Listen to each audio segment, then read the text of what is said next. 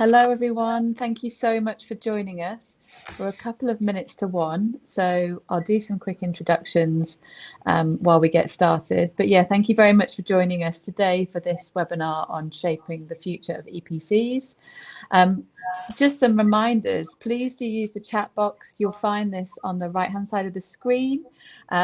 If you want to share who you are, so if you want to introduce yourself in the chat, please do go ahead and say who you are and what organization you come from.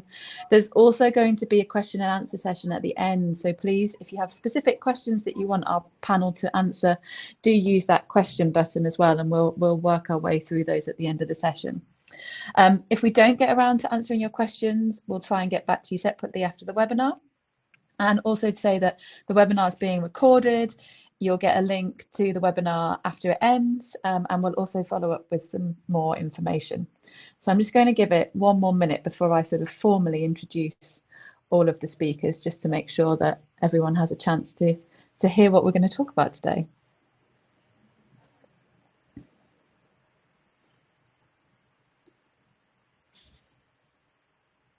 Okay, great. So it's a very good timing for this session. This is a session on shaping the future of EPCs. And just a couple of hours ago, the government have launched their consultation on EPC reform. So yeah, thank you very much for joining. I'm Rachel Owens. I'm co-director of the National Retrofit Hub. We're a non-profit collaborative organisation that's been set up to enable the local delivery of retrofit scale. And we do that by really trying to invite in everyone who's involved in and beyond the retrofit industry to share their knowledge, co-create solutions to known barriers, and overcome challenges together.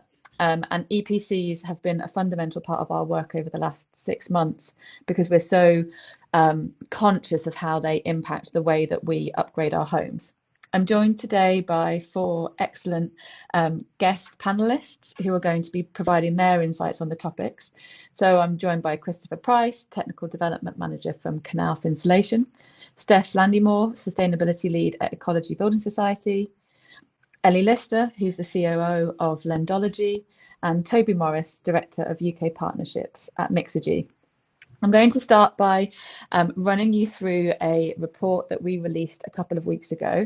I'm going to take you through the report in stages. I'm going to zoom into some of it in detail, and we're going to skim over some of the rest. It's available to download for free on our website. So I really would encourage you, after this session, go along to the website, take a look at the report in your own time as well. After that, we're going to go into a bit of a panel discussion. And then at the end, as I mentioned, we're going to have question and answers. So if you're a little bit late joining, please do remember to put your questions in the questions button that you can see in the bottom right-hand corner of your screen. And yeah, once again, this webinar is being recorded and you'll receive a link afterwards that you can share. So yeah, if we can have the presentation up, please, I'll start to show you what we've done. So for the last 6 months, we've been working with our wide network of retrofit stakeholders to understand what's needed from EPC reform to unlock retrofit to the scale. This work's been supported by our partners and sponsors and directly by Lendology, Mixergy and Knauf Insulation. We've also been doing engagement with Bankers for Net Zero to try and bring in the financial angle, and with Futurebuild, who have really supported us to not only put together this webinar, but also to conduct a wider industry survey. As I mentioned, this report is available online. I'm not going to go through every single bit in a lot of detail, but there are some really key elements that I want to pull out and make sure that we're communicating well. First up, I think that the methodology for us is really important. The way that we do things is that we want to, A, make sure that we're not repeating work that's already being done in the industry, and B, to engage with as wide a possible audience as possible to make sure that we're forming some sort of consensus picture about what the industry really needs. So we started with a big literature review. This is available on our website. You can find links to all of the reports that we're aware of on what's needed from EPC reform. And we use that to start to pull out common themes. Then we conducted some comprehensive engagement through 3 main workshops. So we had one with standards, technical design and project planning individuals. We had a second one with financial specialists, banks and building societies with Bankers for Net Zero. And when we had a third with those who are more focused on citizen engagement to understand what householders really need from EPC reform. And we were joined by some great guest speakers at each of those sessions. We then conducted an industry survey. So there was a survey that Futurebuild sent out. We had over 300 responses from that to understand what the wider industry currently thinks of EPCs and what change they want to see. And then we did some detailed feedback sessions with our advisory panel internally and one-on-one sort of sessions. There are some limits to the study, so there are things that we haven't looked at. We haven't specifically focused on policy related to EPCs, so minimum energy efficiency standards, for example, aren't covered by this report, although they're an incredibly important step towards better performing homes. We haven't specifically focused on calculation methodologies like SAP and the home energy model. And we also haven't thought specifically about the routes to inclusion of innovative products through Appendix Q, although there are other work streams that we have going on that will be touching on those points. And we also didn't focus in detail on assessor training and competence. We know that others are doing work in that area, for example, PEPA, the Property Energy Professionals Association.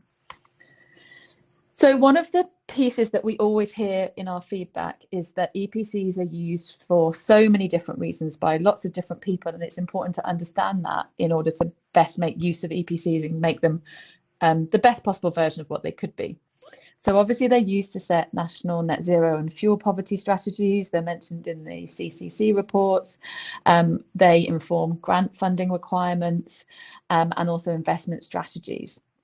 That then has a knock-on impact on things like how grants are administered and how compliance is demonstrated. For example, if you're a landlord, you need to achieve a certain EPC within the minimum energy efficiency standards. So an EPC is your way of demonstrating that compliance.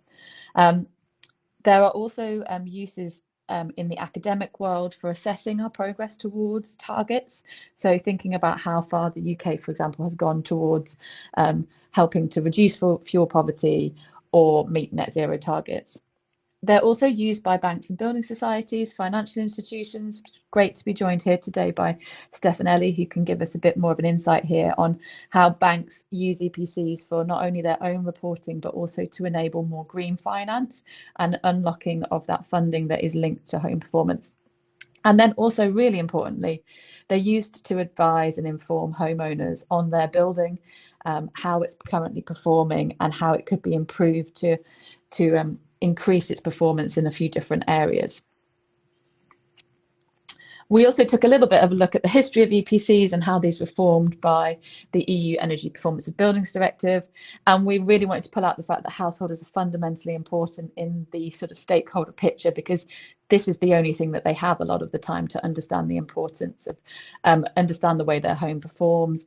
And householders at the end of the day pay for these things. So it has to work for those people. So we've done a bit of analysis on what we think the current problems are based on our literature review and all of the feedback we had from our workshops. First up, the main sort of key topic that comes up is metrics. So lots of different issues raised around metrics, one of which is the fact that they're confusingly named. So the energy efficiency rating isn't actually a measure of energy efficiency, it's a measure of energy cost. The fact that we use that rating to set policy related to carbon targets, although we do already have an environmental impact rating, which is a carbon-based metric. So sometimes we're not incentivizing the right switches when we're thinking of decarbonisation, for example. The metrics don't always incentivize the optimum changes in homes that are needed to enable that low carbon heating. We also thought about validity. EPCs are valid for 10 years and 40% of homes don't have one. So a lot of the time they're either not available or they're out of date. There's lots of recommendations for improving the recommendations themselves within the EPC, and I'll come on to that in our sort of 8-phase plan. We talked about data access and the fact that people who work in the construction sector would really benefit from more access to the data that goes behind the EPC. Consumer awareness is also a challenge. Santander did a study that showed 58% of consumers didn't know what an EPC was. That figure does vary depending on whose reports you read, but generally consumer awareness isn't high enough at the moment to make them a really effective tool for incentivizing the upgrade of homes. Their presentation and accessibility could be improved. We needed to better understand the scope and the purpose, and then finance was really critical here. There's massive calls from the finance sector to make EPCs more accurate, reliable and comparable so that they can really understand what their mortgage books, for example, really mean in terms of emissions and how they can best act to positively support change. We had some really great feedback from the survey that we conducted with Futurebuild, and we weren't particularly surprised by some of the answers, but we were encouraged by some of the positivity around the changes that we were kind of thinking of calling for.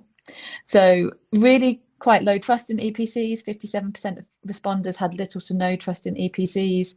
58% of responders felt that EPCs slightly or moderately encouraged homeowners to make energy efficiency improvements.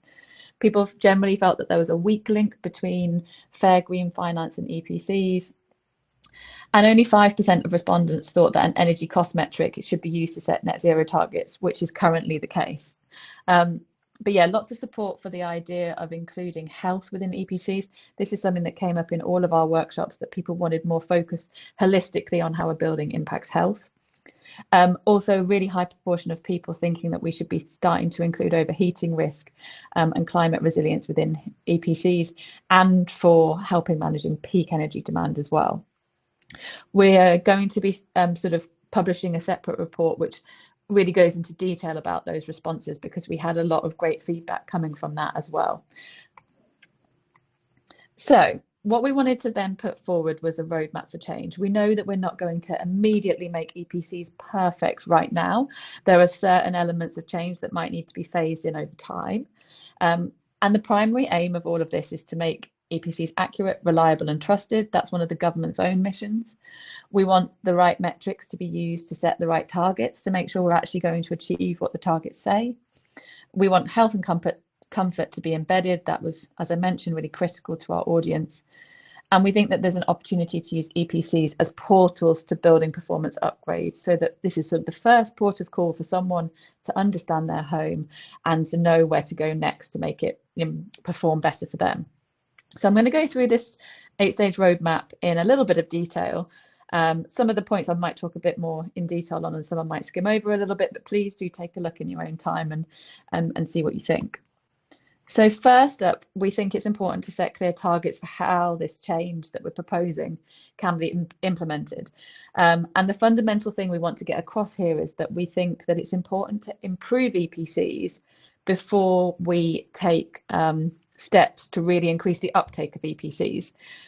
We think that there could be unintended consequences of really trying to push uptake of EPCs as they currently stand, because they're not really functioning in an ideal way. So if we can build in those improvements first and then increase the uptake of EPCs, they'll be much more impactful. We've talked initially about the cost and carbon metrics. So we had a lot of discussion about what the metrics behind EPC should be, and people in different parts of the industry have quite different views. But fundamentally, when we were talking about consumers, householders, the clear feedback we got is that a cost rating is the rating that is most important when people are trying to be incentivized to upgrade their homes. So we want those cost and carbon metrics that are already included to be improved and also to be better labelled. Alongside that, we've explored how background information could support those of us who are working on the more technical side to align homes performance with other standards within the industry. So yeah, so cost and carbon metric, we think cost metric, most important metric for most householders. It should be based on the energy use intensity, which is the metric that many of us in the industry are using already to assess the performance of buildings. And it should be presented alongside an average yearly cost. So you've got an actual figure there that the householder can know, okay, if I operate this home in a typical way, how much is it likely to cost, to make it really comparable looking at different homes against one another. We also think that the carbon metric could be made more prominent by also giving it a really clear label or rating. So using terms like net zero, nearly net zero, moderate emissions, and making sure that they're also aligned with the net zero carbon building standard, so that people can quite clearly and intuitively see how their home performs in terms of that environmental impact. We think that there's also a real opportunity here to add a bit more interactivity. So imagine if you could click on your cost metric and add some bespoke information about how many of you live in the home, what your use patterns are, what temperatures you like to set your home to, and your energy tariff, so that you can get a bespoke view of what your energy cost might be. And imagine if you could do that for multiple homes, you could compare them against one another. We also think that there's a lot of potential in the potential performance that a home could achieve. So at the minute you have your current EPC and you could get to here. We think that's important because not every home will be able to achieve an EPC A. Thinking about a sort of solid walled stone cottage in a listed building, that might not be able to achieve an EPC A, but we should be rewarding those homes for getting as far as they can get to. There's some elements for improvement there though, because I know that studies that some have conducted have said that actually homes with a potential performance improvement of C when they first had their EPC have actually managed to improve beyond that. So we need to make sure we get that right so that we don't limit ambition. And then those metrics can be presented alongside an advanced view. So imagine you're a designer, a specifier, a retrofit coordinator, a surveyor. You'll be able to access that advanced view to see the input data that has been used to produce these metrics. And that would be the energy use intensity, the energy use, the fuel types, and potentially the peak energy demand, so that we're making sure we can align with existing standards within the industry. The second sort of big call for change that we've made is the idea of introducing confidence ratings. So this is trying to tackle two main issues. The first is there's a real call for EPCs to be based on real world data, evidence, and testing. But we know that we're not going to be able to do that for every single home at once. EPCs currently cost about £40, and we need to sort of protect access to that sort of low cost, easy to access EPC, but provide a mechanism that allows for example, smart meter data or HTC data, air tightness testing, or build-ups that are recorded within a digital building logbook to be plugged into an EPC to make its rating much more useful and much more accurate. And you could imagine a scenario where in order to access a certain amount of green finance or a certain incentive, you might need to have a higher confidence rating EPC, which would cost more, but you would get that benefit back in the sort of incentive or service that you're accessing. At the same time, this could be used to enable those 40% of the population that don't currently have an EPC to access a provisional one-star EPC produced using sort of stock model data, something that organisations are already doing to fill in missing EPC gaps. So what if we could provide access to that to those householders to sort of bring them onto the journey? We've suggested as well the introduction of optional metrics, with the idea being that they become optional and we scale up their adoption until they become a sort of full part of an EPC. There's been lots of information and research on what a smart energy metric could look like. So what are the ways that home can manage when it uses energy and support grid flexibility? A health indicator would be really effective, looking at potentially the internal temperature and relative humidity, the outdoor air quality, the ventilation rate, potentially even thermal imaging to identify those thermal bridges. There's some more research needed on how that health indicator would be calculated, but it could be a really good way of incentivizing different types of improvements to a home. And then a resilience indicator looking at your flood risk and also your overheating risk. That could be based on Environment Agency data and also utilise Building Regs Part O to understand what the overheating risk of the building would be. We've set out some ideas for how the recommendations within EPCs can be improved.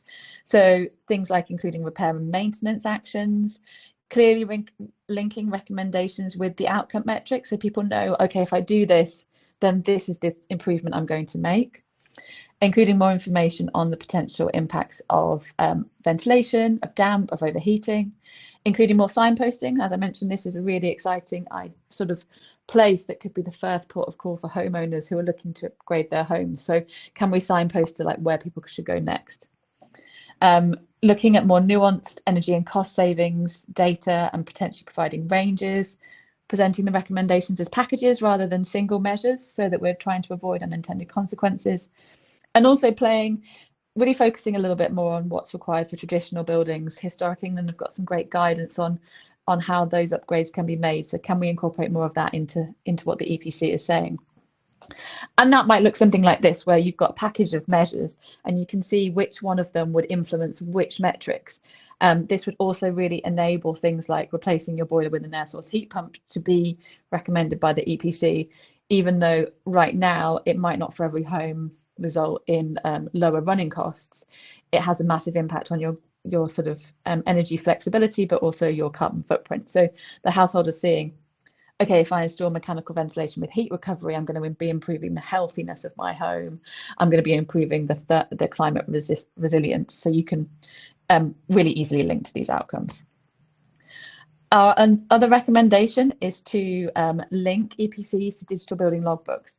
We've produced a whole paper on how digital building logbooks have the potential to really help retrofit at scale. We think if they were endorsed by government and were able to be used alongside EPCs, that would really provide us much more information on homes and help overcome lots of barriers, for example, to the aggregation of projects and to engagement and sort of getting all the information you need up front. We think that EPCs being valid for 10 years has certain issues associated with it. Which did a study that found that if there was just one element that was incorrect or out of date in your EPC, then consumers completely lost trust in the whole EPC itself. So trying to figure out ways that, not necessarily by just simply shortening that validity period, by thinking about, okay, when are changes made and can those changes trigger a requirement to update your EPC. So for example, if you're replacing the boiler, you're doing an extension, you're doing works of fabric and windows, can that trigger an EPC renewal? And is there the potential for a dynamic update? So if you're making a small change, maybe you don't need to recalculate the whole EPC, but you can just go in and update that specific bit.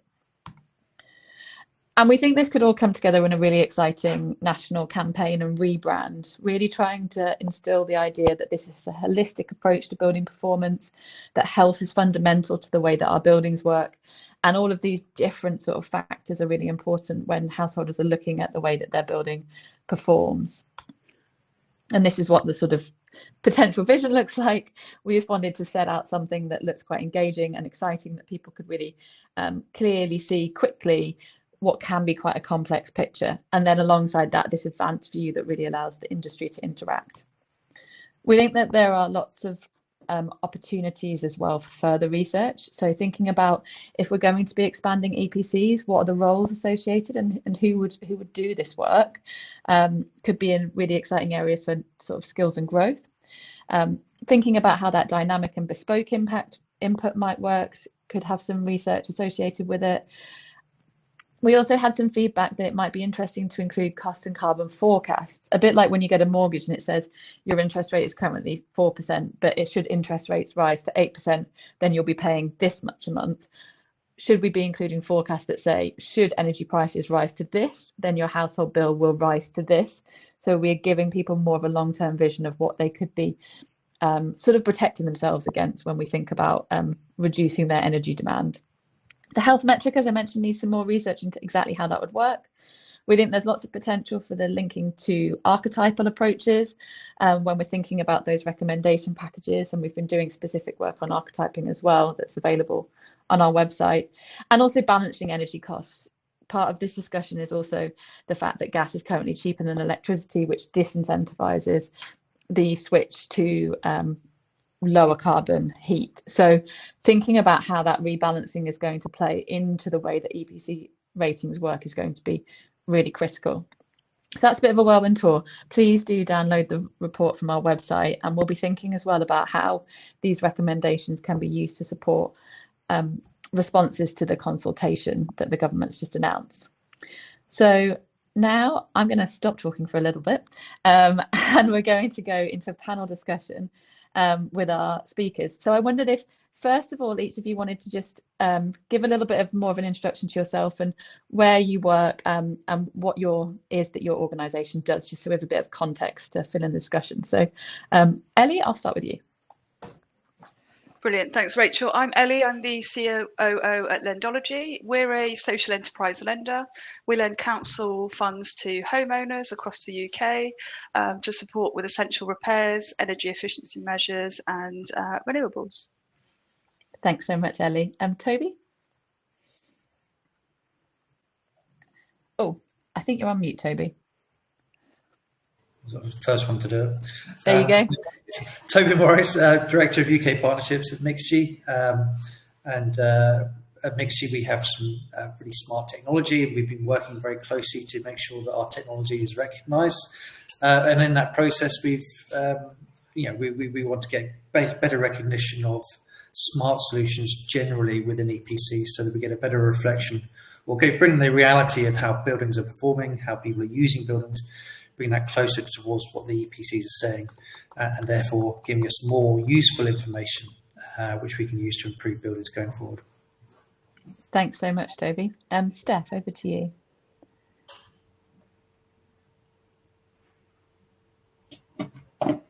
Thank you, Rachel. I'm Steph Landymore. I lead sustainability for the Ecology Building Society. We've had a long interest in EPCs because we offer our borrowers something we call our sea change discount, which is a discount on your mortgage rate according to the energy efficiency you achieve in your property, be that a new build or a conversion or renovation. Thanks, Steph. And Christopher, over to you. Hi, Christopher Price, Knauf Insulation. We are a manufacturer of mineral wool, so the fluffy stuff that goes in lofts and in walls. And our interest is in how our stuff gets installed, because that can make a huge difference to the overall thermal performance of a property, not only specifying the right insulation, but installing it properly. We have a sister company called Knauf Energy Solutions, who are like a tech startup who can accurately measure the thermal efficiency of a property in order to support rewarding the quality of install. And I'm sure I'll have a lot more to say on that later. Amazing. So we wanted to start off the discussion by sort of acknowledging the fact that if we get retrofit right and we deliver it well, it's also a massive potential for economic growth, good quality jobs, upskilling locally, and supporting local areas to really thrive. So I wondered if you could each touch a little bit on what, from your perspective, the economic benefit of getting EPCs right would be. I'm tempted to start with one of our finance sort of specialists. So maybe Steph, I'll come over to you first. I think you've also covered it really, really well in your slides, because I think the finance industry has been quite unanimous. We see ourselves as an enabler to this process, and one of the biggest blockers is householders understanding how they can make change. An EPC that equips people with the information they need to make decisions and allows them to find the people who can help them do that is what's so in the way of us at the moment. And I think that's it is the biggest asset of the National Retrofit Hub, is it enables us to see that whole system and understand where these blockers are and collaborate to change them. So putting information in the hands of the people who need it will help us drive action far faster. From a lender perspective, of course, the amount that you can borrow from a mortgage, it thinks about your bills, it thinks about your outgoings, it thinks about the likelihood of economic shocks. So if we can create systems where there's clear reduction in bills to householders, that enables mortgage lenders to reassess affordability. Yeah, that's a really interesting point as well, which I don't think that we've covered, is that trying to build in those shocks, I guess, when we're thinking about lending, really reduces the amount that people are able to borrow. But if we're able to provide security and less risk in that space, then people have less risk in their everyday lives, and they're more able to sort of go about their lives in a way that really benefits everyone. Ellie, what about your view on that? I mean, I thought the 85% of respondents figure also want repairs and improvements data within the EPC is really important. We see a lot of people at Lendology who say, right, I want solar panels, but I actually need to fix my roof. So a job that might have cost me 10 grand is now going to cost me 20. All right, I'm not going to do anything. So that's sort of 2 local contractors who have lost out essentially. I know also there's a lot of chat in the comments about the cost of an EPC versus the cost of a sort of full retrofit assessment, and there's nothing really in between that's helping people make decisions. So yeah, and then just from a lender's perspective, we're always asked, well, can't you say, you know, if you borrow this, then you're going to save this on your bill, so it makes sense financially? Well, the FCA won't let us say that because obviously we don't have the data to evidence that saving. So I think better EPCs would give lenders more confidence being able to give people projected energy savings in the future. Yeah, and I think that might come on to something that you're quite passionate about, Christopher, in evidencing performance. I don't know if you want to say a bit on that and how that links to, because I think we're going to make the case for it by linking it to this ability to support the economy. So how do you see those two things coming together from your perspective? Yeah, absolutely. If I start on the bigger picture, if you think about where our energy comes from, at the moment, a lot of the time when we spend money on heating our homes, on electricity, it's dead money that leaves the economy. It goes abroad and it can't be spent locally in shops or elsewhere. So the more we can, forgive the pun, insulate ourselves against that, the more money that will be available to spend in the UK economy, and that will support all sorts of other industries. So it goes beyond just the retrofit industry or mortgages or anything else. In order to do that, we need to know that our EPCs are accurate and are a reflection of the actual property, because that starts to incentivize quality. So, for example, you can get a job, but a job done, or you can build a house, but you don't actually know how well that property is performing. At the moment, gas is quite cheap, so that covers up a lot of the imperfections in properties. So people just pump a load of extra heat into it and don't necessarily see the shock there. As prices rise, then it becomes more important that the thermal efficiency of a property, and that I guess it's a true reflection of the actual energy bills that are going to be landing on the consumer within that property. Just before I come over to you, Toby, I wondered if I could pick your brain, Steph. I know we've talked in the past about the I think it's the PCAF scores for how reliably finance institutions see certain sources of data, and whether or not EPCs could be classed as a more reliable source of data. I don't know if you could tell us a little bit about how that works, because I think there'll be lots of people in the room who aren't from the finance space, and what implications there might be if EPCs were more accurate for finance institutions to be able to unlock more access to funding. So I think Ellie's touched on this already. There's certain things that we obviously couldn't say without evidence. The way that lenders calculate the emissions from lending on mortgages is to say, well, how good is the data we've got, and how much of that property effectively do we own? So kind of what's a good estimate of the carbon footprint, and how much of the property do we own? And that ranges from everything to, this is the average carbon footprint of a house in this country, which a lot of lenders say outside the EU would be needing to do.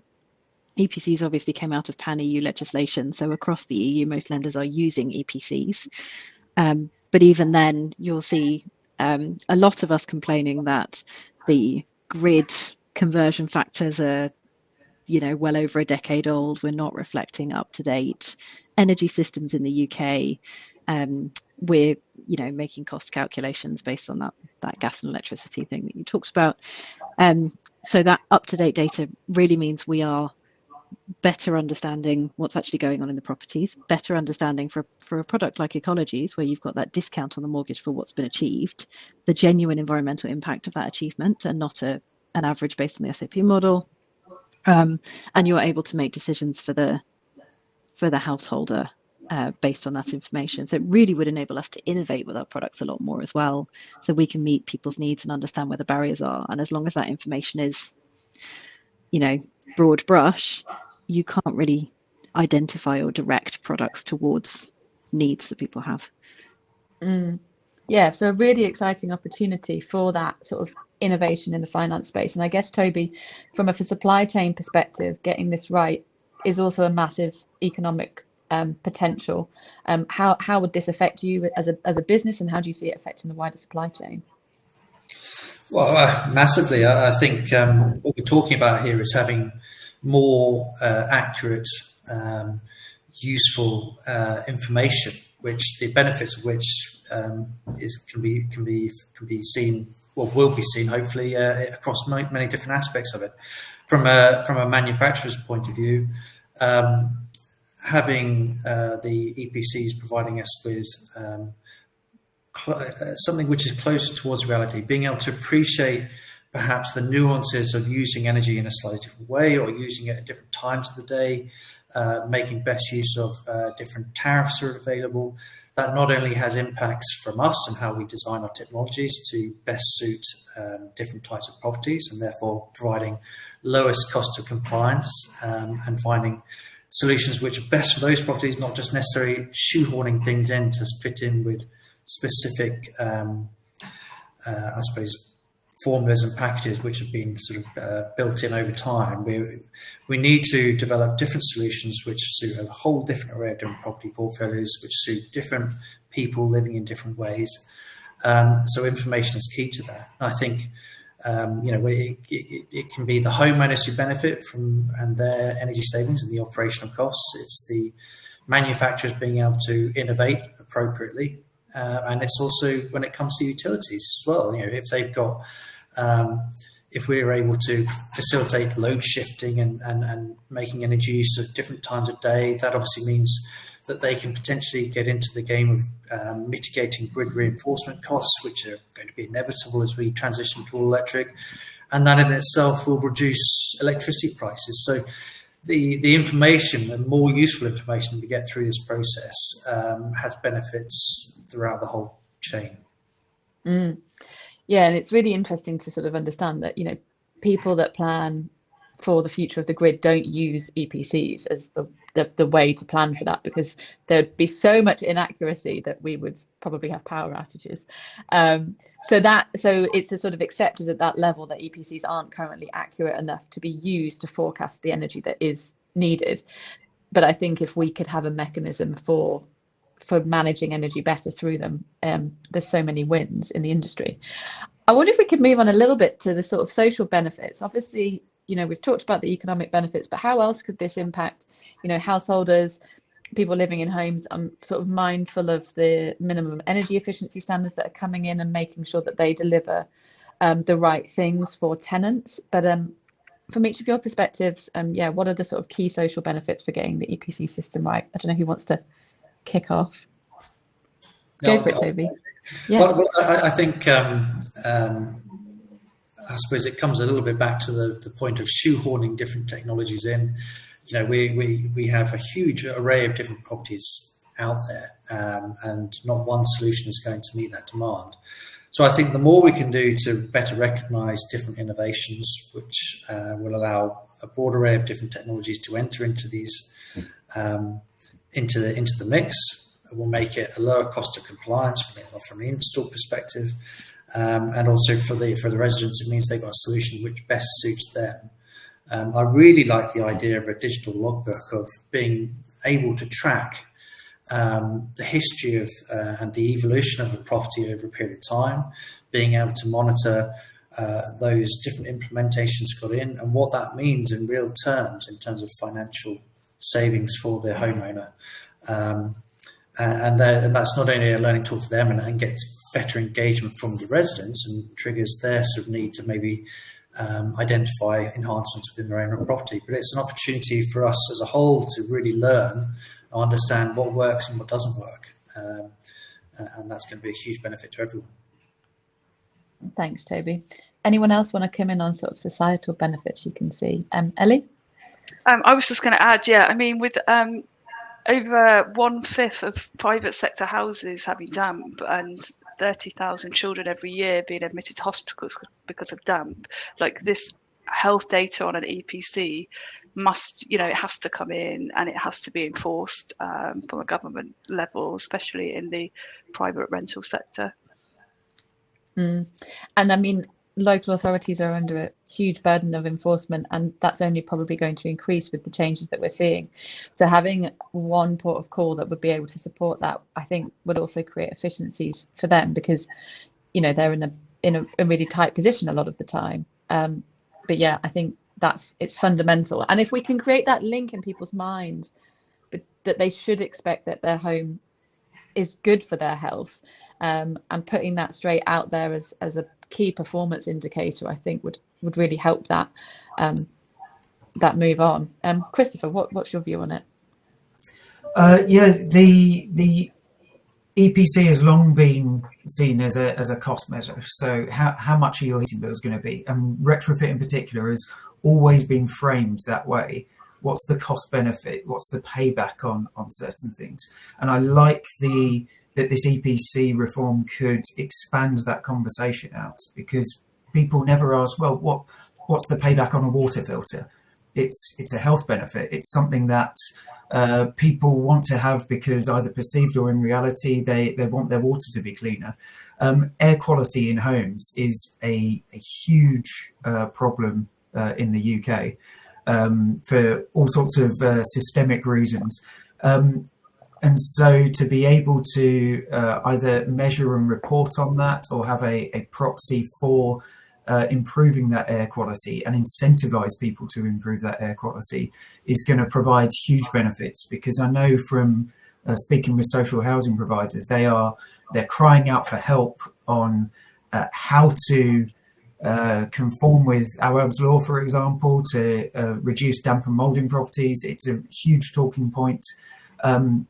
And so the more information you can have, the more incentives you can have for that, and the more we can install technology in homes to actually measure and give a real picture on an individual house level of what's going on in that home, the better we'll be able to respond to all of those challenges and give those societal and social benefits of improved health and cost savings and whatever else to the health service and society as a whole. Thanks, Christopher. And Steph, I don't know if you've got any points you want to add on the sort of social benefit of getting this right. I mean, it's for the same reasons, but I think this conversation has given a space to have conversations about flood adaptation and overheating. Flood adaptation, obviously, we're talking about in a lot of places, but I certainly was feeling like the overheating conversation wasn't being had. The Climate Change Committee commissioned research from Arup on this a few years ago, I think, showing that 50% of UK properties are already at risk of overheating, and you only need to have been stuck in your house on a hot day, completely unable to cool down, to know how horrid and deeply unpleasant that very quickly gets. With, I think, 2 degrees of warming, we're at 99% of UK properties. So we really need to be able to do something about that, and bringing that to the fore now has all the same benefits that we've talked about for health, and broadening out that debate in every other way. Yeah, and it's something we talk about a lot, is the fact that the implications of overheating exacerbate existing inequalities as well. So if you're older or younger, if you suffer from an existing mental health condition, if you're already living in a smaller, more cramped home, single aspect flats, if you're living in an urban area, you're much more likely to be adversely impacted by overheating, and therefore we're just making existing inequalities worse. So actually, if we had some sort of mechanism to really tackle that overheating risk, then that has much more sort of bigger knock-on societal impacts as well. Before we move on to questions from the audience, I thought I'd ask you each, obviously that we set out an 8-point plan, but if from your perspective, if you could choose just one thing, what would your top priority for change be? Toby, I'm going to come to you first. For me, it would be recognising smart technologies from a very biased perspective, I suppose, but it really ties into making better the use of the energy that we get delivered into the house, being able to monitor that, communicate with other assets within the property, but also allowing social landlords and or housing developers or even utility companies access to the data and how energy is being used within properties to help us improve at all different levels. Thanks, Toby. Christopher? Yes, I think you can probably predict what my response is going to be. If you look at the government desire, it's for accurate, reliable, and trusted EPCs. How do you create reliable ones where you make them accurate? How do you create trust where you make them accurate? So the accuracy of the thermal efficiency measurement of the house is key. Within the consultation that came out a few hours ago, there's a section on something called SMETRs, Smart Meter Enabled Thermal Efficiency Ratings. And that is the application of technology to measure the whole house thermal performance. So you subtract the person that's living there and their energy use and their desires and comforts from the actual fabric of the property.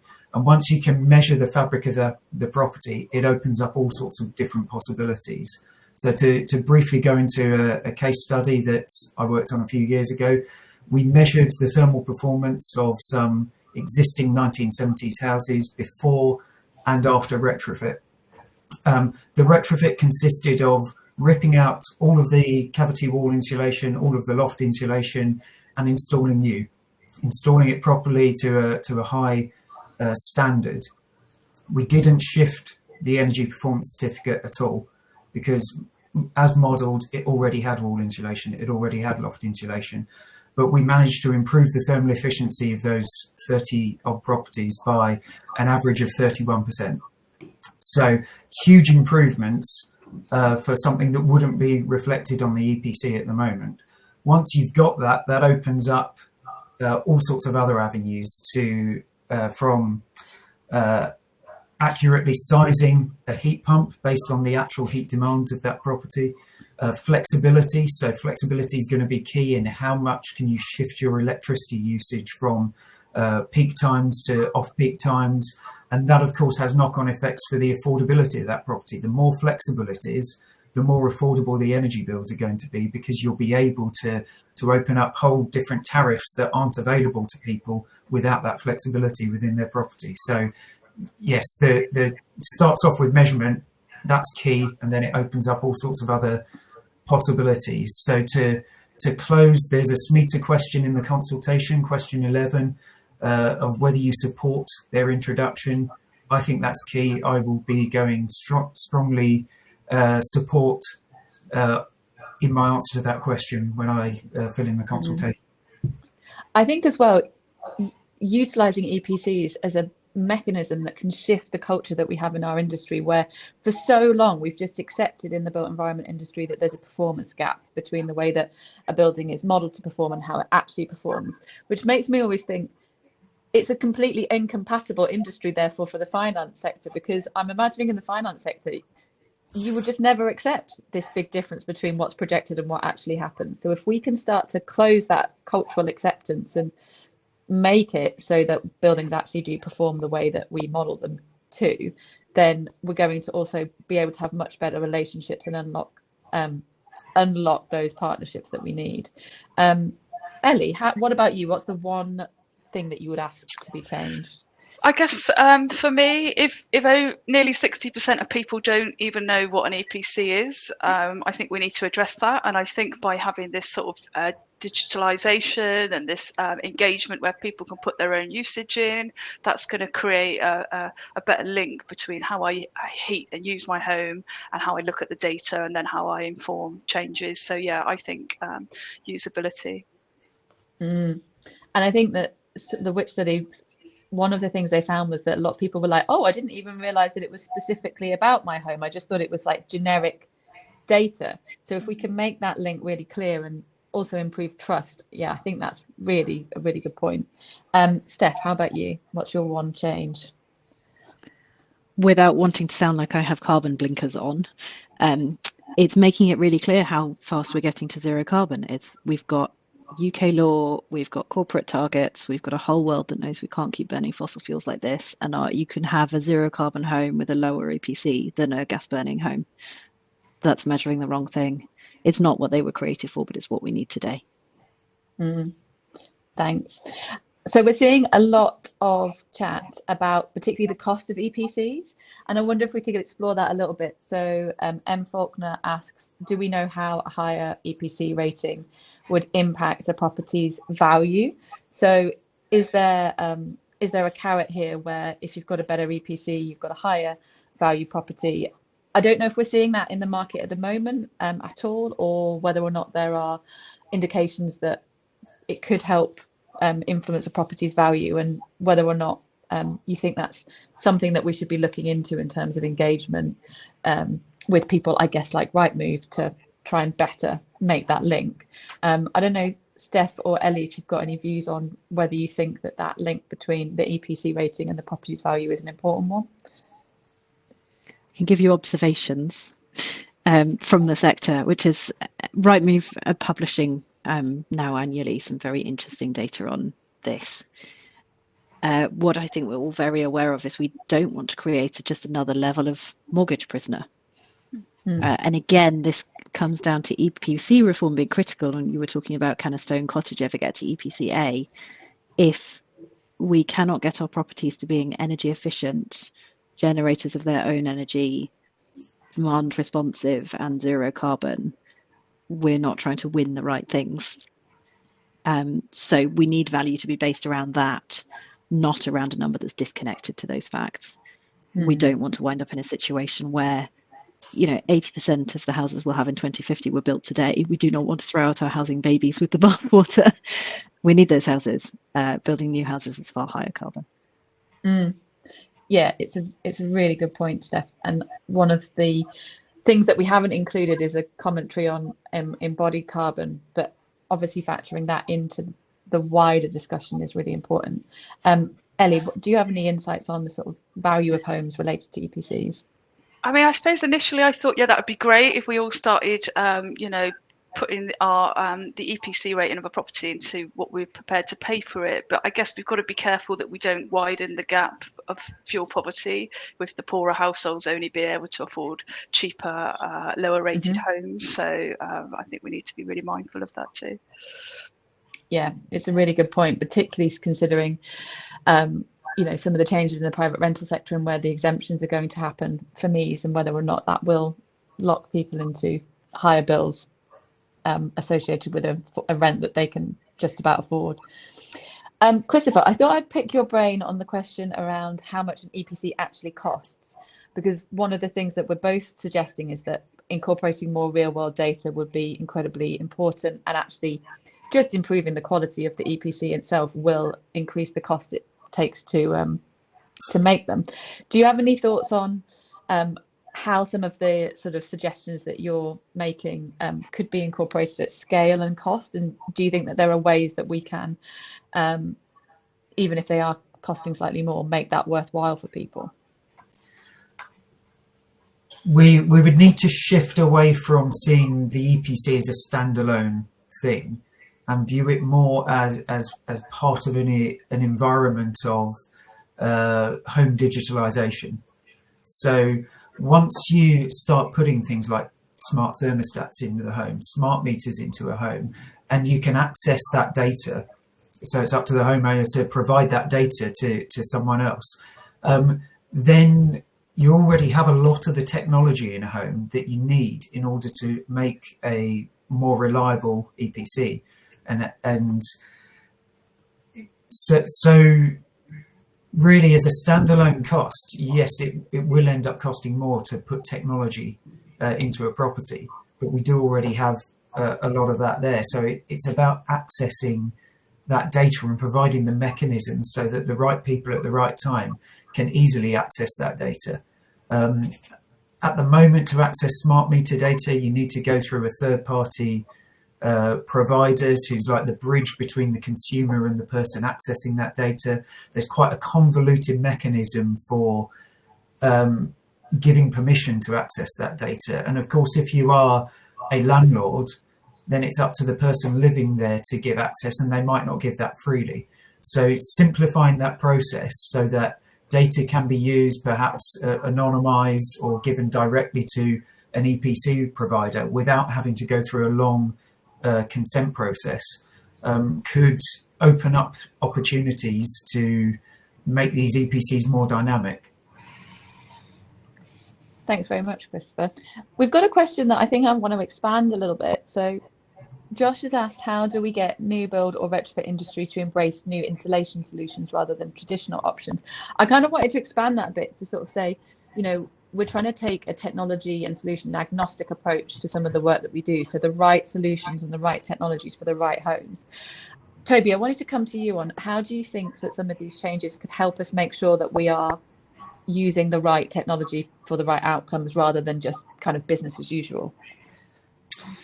Sure. Well, I think greater transparency in terms of what the EPC scores mean as well, and transparency of the metrics. So separating out cost, and carbon, and efficiency, and sort of that would give greater granularity, and the impact that different solutions have on each of those different metrics, not just an overall EPC score 1 to 100, which isn't overly clear as to what it's really based on costs, isn't it? Operational costs. So I think better transparency of the information that we're seeing and what an EPC score means would be hugely helpful in providing access to other technologies, equally as efficient, equally as innovative, but maybe suited to different scenarios. And there's a bit of a follow-up question. Andrea Briggs, I know that this is something that you've gone through. Mixergy's product is in Appendix Q, which is the way to get your innovation into an EPC.